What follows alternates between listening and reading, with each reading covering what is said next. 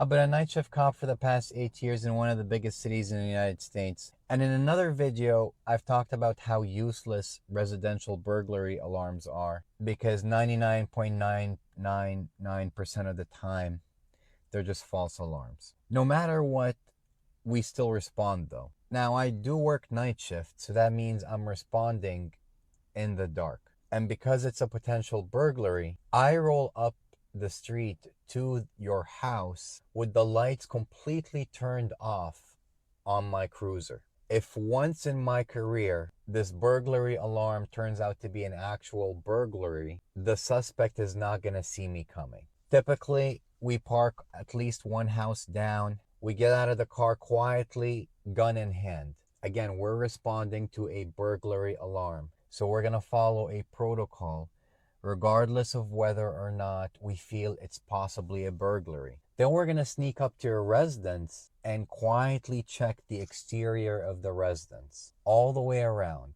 We're going to look for any signs of forced entry, and we'll also check and make sure that all the doors and entrances are locked. This is the part that I absolutely hate the most because you're inside, you're the homeowner. You may not even realize that your alarm went off. And the next thing you know, there's somebody prowling around your house in the dark, just a silhouette, and maybe you can see that they have a gun in their hand. And then the next thing you know, they're jiggling your back doorknob. Now, you're not supposed to do this, but I have heard of people shooting out of their back door at cops responding to a burglary alarm. And then guess what the cops do when they get shot at?